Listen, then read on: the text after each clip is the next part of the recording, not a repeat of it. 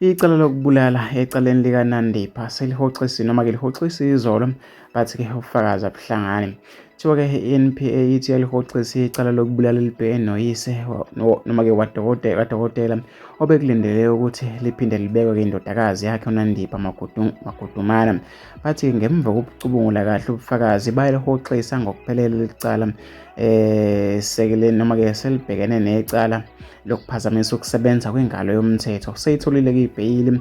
uNandipha-ke akakabekwa macala, kodwa kubuka sengathi uzomkhulu-ke noma kazomakhulu amathuba okuthi athole ibheyili, ngoba amacala-ke angase abeke wona awunasisindo kangako uma lingasekho-ke icala-ke lokubulala. Kuthiwa udokotela ukhishiwe-ke nge-Toyota Fortune emhlophe enkantolo, wayisa-ke noma-ke Kokstad ejele-ke labesifazane wey'ngane zakwethu. Kanti-ke kuphinde kwavela izolo olunye-ke udaba liphinde lwavela ngaye la khona-ke akhishiswe-ke imaska wey'ngane zawo, njengoba-ke selokhu-ke evelile ubelokhu-ke efake-ke imaska wey'ngane zawethu. Kuthiwa-ke inkantolo yaleli dokotela ukuba kangasifihli ubuso, akhiphe-ke isafonyo ebusweni, ifuna ukumbona kahle-ke ebusweni ukuthi unguye yini uNandipha Magudumana ngempela, imuze kahle futhi-ke ephendula imibuzo wey'ngane zawethu. Kuthiwa-ke udokotela-ke njengoba-ke nizibonela kulesi sithombe wena-ke lo wey'ngane zawethu ngesikhathi-ke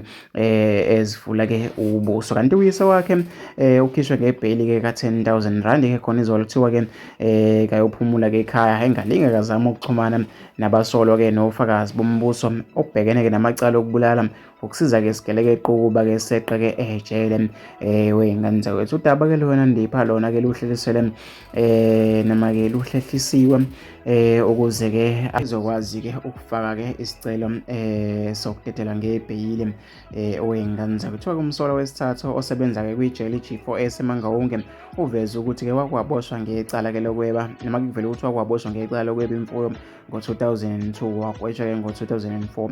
Kanti-ke uNandipha yena akaze kaboshwe umsulwa-ke wey'ngane zakwethu akanawo